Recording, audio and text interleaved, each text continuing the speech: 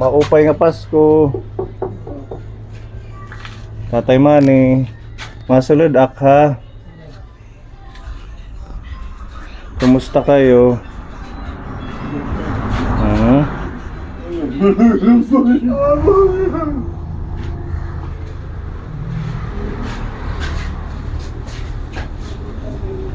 Kumusta na Uday?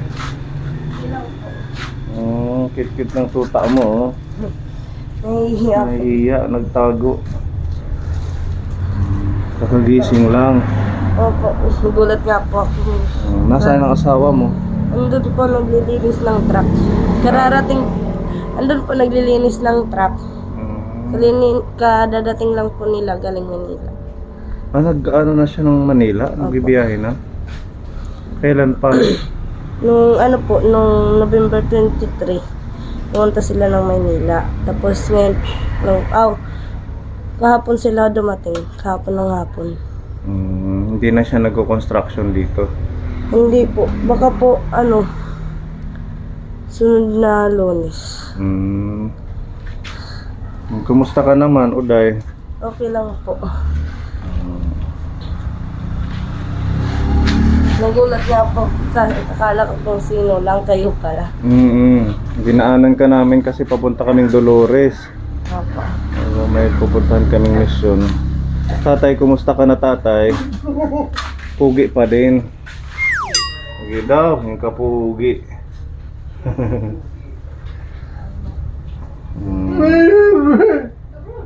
Bakit na naman nag-iiyak ang Tatay Manny?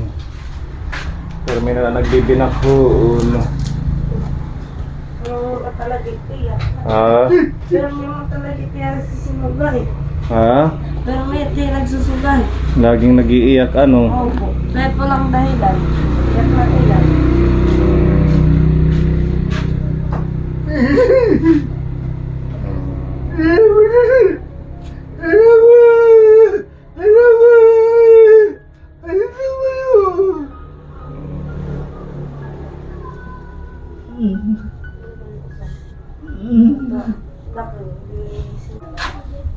Mura pa kakalison niya Siki.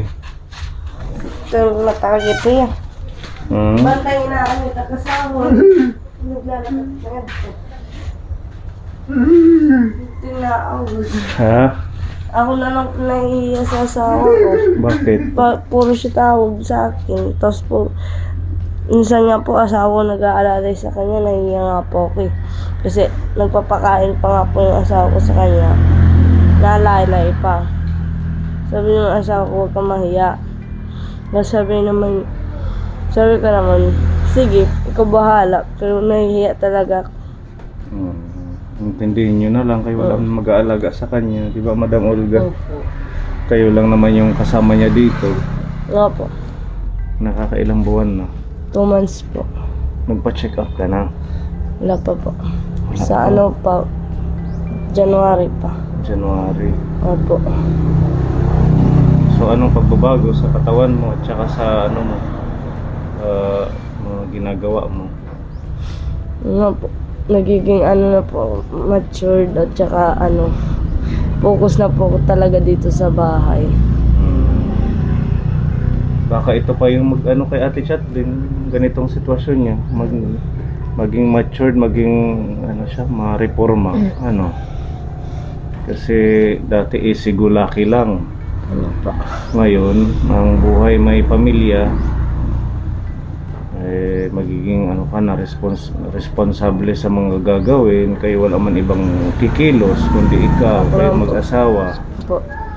At ako lang din po yung asahan dito sa bahay kasi ako lang po yung babae. Buti nga malinis ngayon. Dapat laging malinis yung bahay para iwas sakit kayo. Lalo na si Tatay Manny. Tatay Manny, yung pagpaparigo, kaya pa niya magkuhan nga siya? Kahit po marigo. Katatapos na lang maligo. Opo. Hindi ulit yan naparigo dyan. Winakayan. Sinira po yung Pinto. Bakit niya naman galit sinira? naman po yung asawa ko kasi sira. Alam niya naman pong buntis ako, tapos sinira pa niya. Mandaming mga dito. Ganon. aswang? May aswang dito? Opo. Dapat tatay hindi mo sinira. Ay mapasok ang mga aswang. Ay ganun pala dito. Opo. Anuhan mo na lang ng ano, ng sako. Kaya nga po palagi sumasakit yung tiyan ko pag gabi. Tapos pag ano naman po madaling araw, minsan nakakadalawa ako pagising. Yung ano po, Bakit? Anong nararamdaman mo? masakit po yung tiyan ko. Parang may kinukuha po dun sa tiyan ko. Ay ganun. Opo. Pero wala naman po. Kasi open na open dito oh. Oh, yung taas ng kwarto. Wala po ano dyan. Kasi tinatabunan po ng tawil. Tuwalya. Dito sila natutulog. Ito, sinira daw ni Tatay Manny. Kaya lalong papasok ang sigbin. Ano? Kung ano yung pabutangin sa Pabutangan mo ng sako or mga nipa. Ano po, bibili niya po ng plywood pag makapagsahod daw sila. Bibili po kami ng plywood. Para ano yung bahay. Bakit kasi sinira ni Tatay Manny? Ang galit po naiinis. sa akin. Kasi ano po, papaigib ng tubig, hindi ko po kaya mag-igib ng tubig ng yung mabigat po. Kasi mabigat po yung balde. Tapos pinipilit niya kung mag-igib. Kaya yun, sinira niya.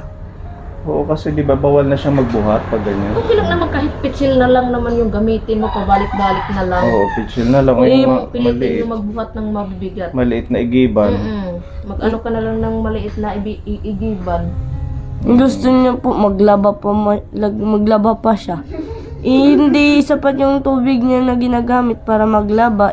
Sabihan ko wag na siya maglaba kasi ano ko na lang sa labahan ko. Ayaw niya. Yung puso ba dito na pinagawa namin sa inyo, okay pa yan? Opo, okay pa. Gumagana pa? Opo. Yun naman pala, malapit lang, di ba?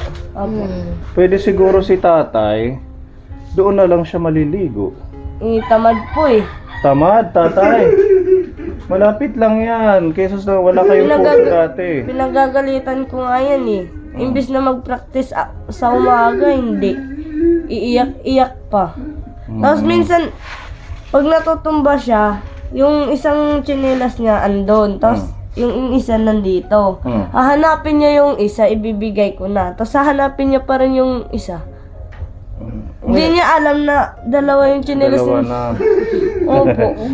Nag-uumaw na siguro. Nagiging ulyanin na si Tatay Manny. Dapat wag masyadong iyakin. Nakakailang taon na rin tayong nagpabalik-balik sa iyo. Dapat tinutulungan mo yung sarili mo. Ano tatay, hindi pwedeng lagi kang magsi-self-pity. Kay si Ate Chatlin buntis, hindi mo naman pwedeng persahin siya kung ano yung utos. Kung ano yung kaya mong gawin, magkilos-kilos, mag-exercise. Yun, wag magsi-self-pity, wag mong masyadong kaawaan yung sarili mo kasi hindi ka gagaling. Hindi man agad-agad na gumaling ka. Yung yung step by step na may pagbabago sa'yo. Kasi kung laging ganyan, may 3 taon na akong pabalik-balik sa'yo, lagi kang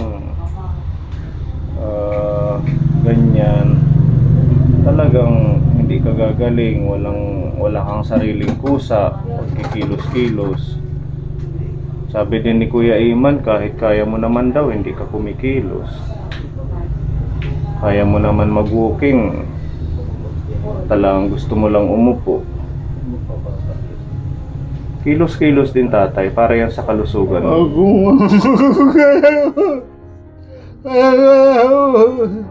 Meron nga dyan iba, walang mga paa, pero kumikilos. Kayo kaya nyo pa, meron pa kayong mga kamay.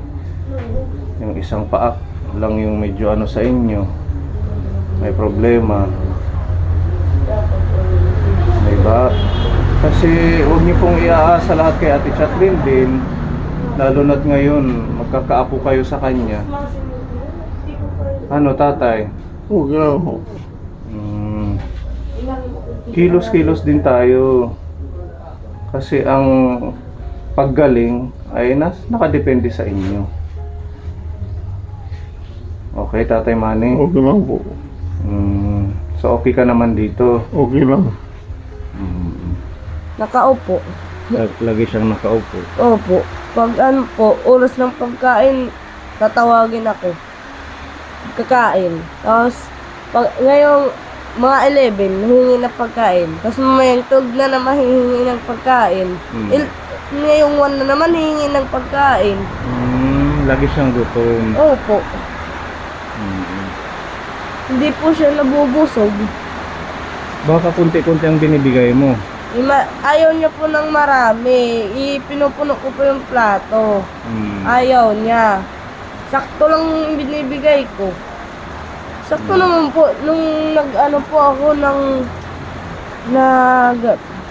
bibigay po ako sa kanya ng pagkain. Sakto lang yung binibigay ko ngayon. Sakto lang hanggang hanggang tanghali. Tapos tanghali naman hanggang hapon.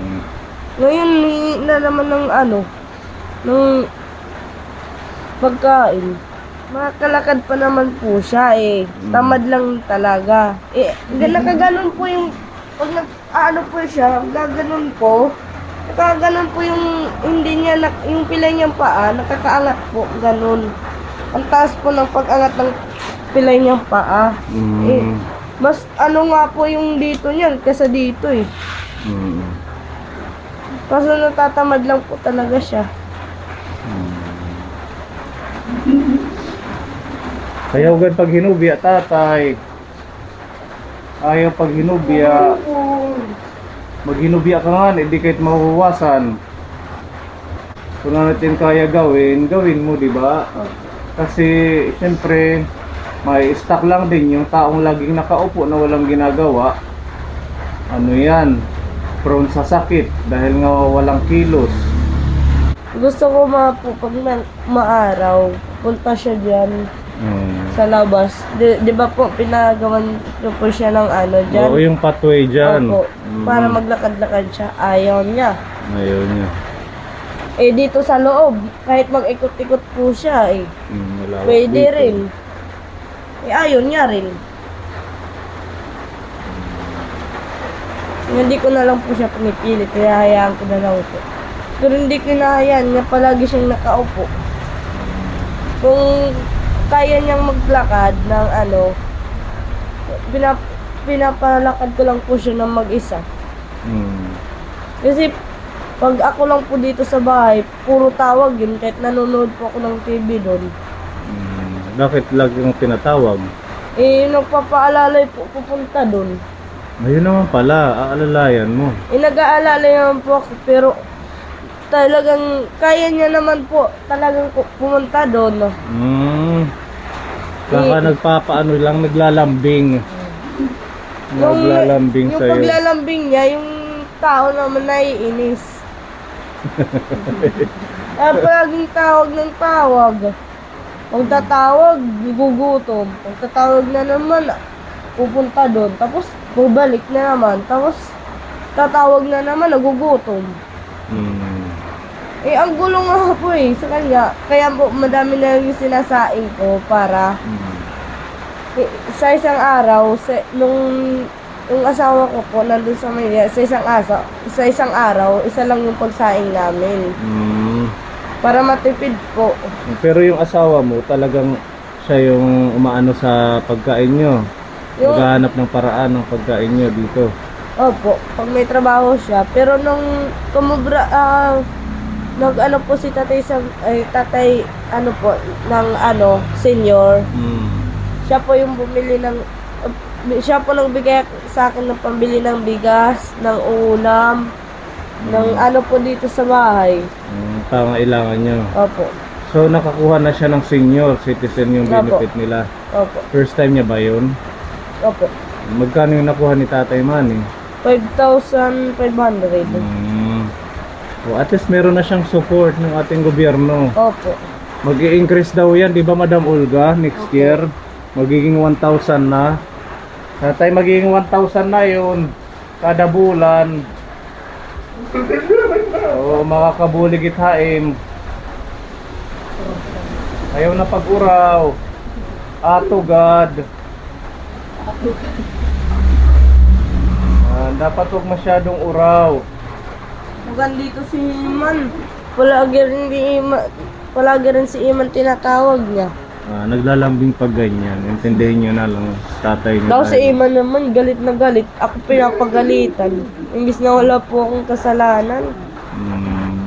Intindihin nyo na lang si tatay nyo. Pero para tumigil po siya, pinahihiram po ni Iman yung cellphone niya sa kanya. Nanonood po siya. Kaya po hindi na yan tumatawag. Nakakatulog na lang po nanonood. Ganon. Opo. Ginigising na lang po namin pag oras ng pagkain. Nasaan na ba yung TV nyo? Sira na po. Nasira na. Ano yung electric pan? Hain na ma? Ada pa po. Pinagamit niya. Nagagamit pa guys. Kasi kanang solar na po hindi rin nakakuhan. Ito wire. Kanang solar po. Ganun pala ano. Opo. Basta magtulungan na lang kayo Tatay Manny ha. Oo, kailangan mong intindihin din si Ate Chatlin dahil nga buntis siya. Medyo umano yung mukha ni Ate Chatlin ano, parang tumaba or milog. Meron kang regalo dito pamasko Ate Chatlin galing sa ating mga sponsors. Madami ito, Madam Olga ano? Opo, madami. Ito galing po ito kay Tita Beth ng Australia. Spam. Ulamin nyo ni Tatay Manny mo. At saka peanut butter. Tapos siyempre baked beans and tomato sauce. At saka mga tsaa, tamang-tama para kay Tatay Manny. At ito, galing po ito kay Tita Nini Berlagdan, Trios Oil. Bigay natin kay Tatay. Tatay! Oh, pang banyo. Ayan. At syempre, ito naman, galing po ito kay Madam Shelton. Wow! Ayan, ano siya sa luwal? Sakto? Wala, isugad. Daragig, sakto. MCK. Kasya lang ano. Ito pa, to Chatlin. Galing kay Madam Shelton. Maraming salamat po, Madam Shelton, sa binigay niyo pang regalo sa akin. At kay Tita Beth po sa ano po, regalo po ito.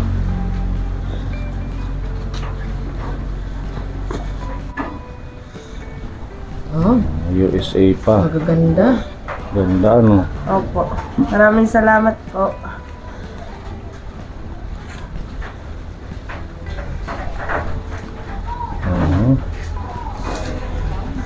Okay, bagay yan sa kanya kasi mahilig siya ngayon sa mga t-shirt na malalaki. Yan, pwede yan kay Tatay Man. Pwede Oo. yan si Tatay Man. Okay, nabigay natin. Oo. Tatay, oh may t-shirt ka. Galing kay Madam.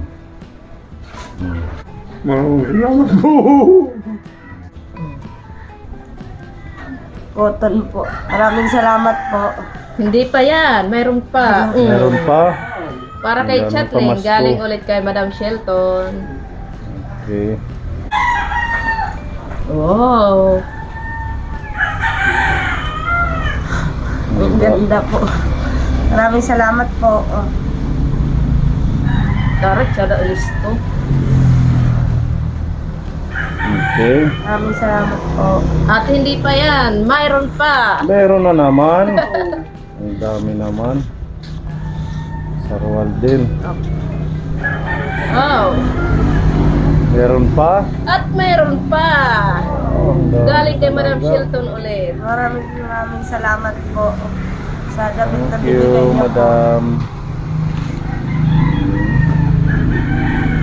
At mayroon pa. Galing kay Madam Shelton ulit. May bag. Ang ganda. May damit. Wow. Damit. Ang ganda. Opo. May bag ka pa. Opo. Magagamit mo yan mga lagayan ng papilis. Opo. Kasi hindi na naman siya nag-school. Sayang ano. Lipstick. Maraming salamat po sa Madam Shelton sa damit na binigay niyo po at saka sa bag at sa lipstick. Maraming salamat po. At saka po kay Tita Beth sa spam at saka ano po, sa peanut butter at saka ito po. Tapos sa tsa. Ayan. Ay, Pwede mo salamat prituhin ngayon para makakain si tatay mo. Opo. Ayan. Salamat, Tita Bet. Kami salamat po kami. Ayan, sinuot na ni tatay, oh. Sakto lang, ano. Malulusing naging Listo. lalong pugi. Puging-pugi na ira-ira. Pugi. Easy God.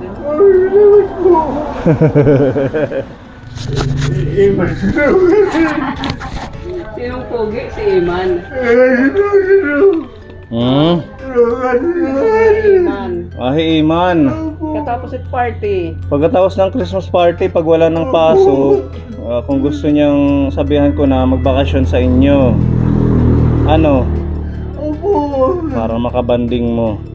Sige. Ito, galing sa ating anonymous sponsor, 500. Ibili mo ng pagkain mo, tatay. Ha?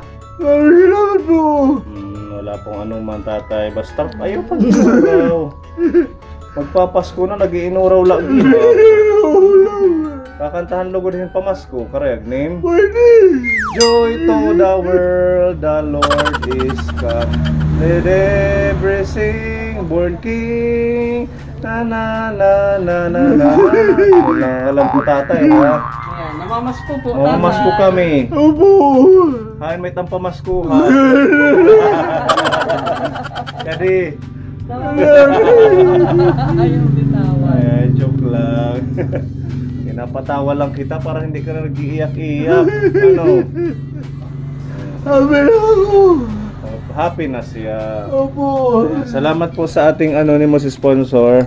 Ate Chatlin, ito ibili mo to ng ano. Kailangan mong prutas kay baby. Opo. Galing sa ating anonymous sponsor. Maraming salamat po sa anonymous sponsor sa binigay niyo pong bili ng prutas po para sa baby ko. Maraming salamat po. Pati po sa binigay niyo po kay Tatay Manny. Maraming salamat po.